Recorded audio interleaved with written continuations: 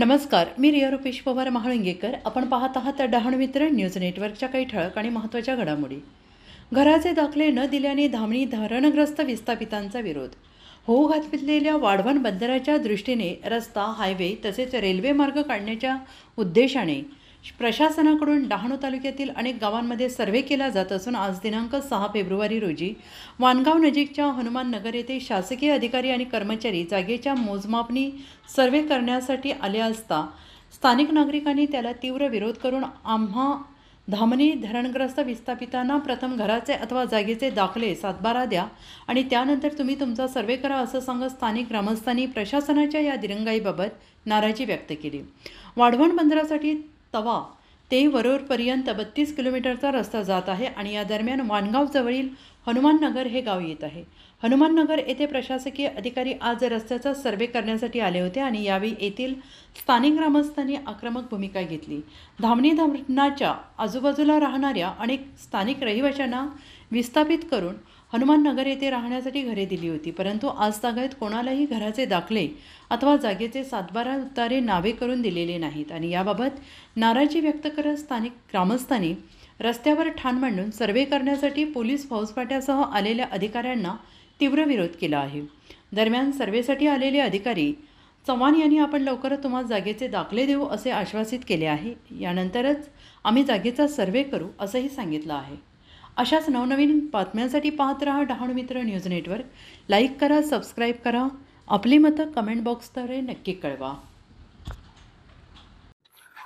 पालघर तालुक्यातील हनुमान नगर या ग्रामपंचायतमध्ये आम्ही आलो आहोत आणि ह्या ग्रामाची काही समस्या आहे. त्या समस्या जाण्यासाठी आपण सरपंच मॅडमला भेटू आणि ते इकडची काय समस्या आहे ते पुढे सांगतील. नमस्कार, मी हनुमाननगर सरपंच.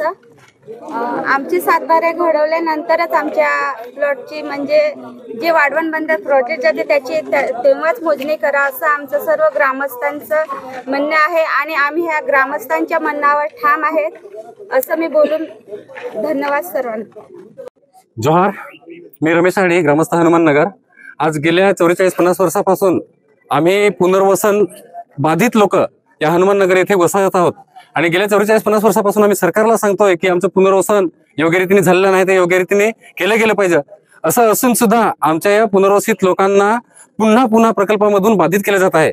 आज बुलेट ट्रेन आणि कॅनलच्या मार्फत जे 2 प्रकल्प गेले आहेत त्याचा अजूनही मोबदला दिला गेला नाही आणि असं असून सुद्धा आज हा 3रा प्रकल्प हे शासन वाढवण बंदरच्या याच्यासाठी भूसंपादन करून हायवे आणि रेल्वे नेणार आहेत.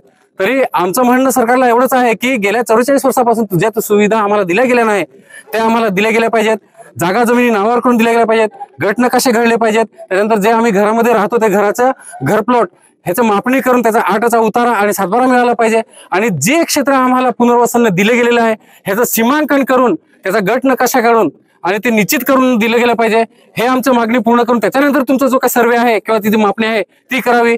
पुनर्वसनच्या विकास कामाला आमचा ग्रामस्थांचा कुठलाही विरोध नाही, परंतु जोपर्यंत आमचे सातबारे आमच्या हातामध्ये देत नाही तोपर्यंत आम्ही मापणी असेल किंवा मोजणी असेल किंवा कुठल्याही प्रकल्पाचं काम असेल ते कुठल्याही पद्धतीने करून देणार नाही.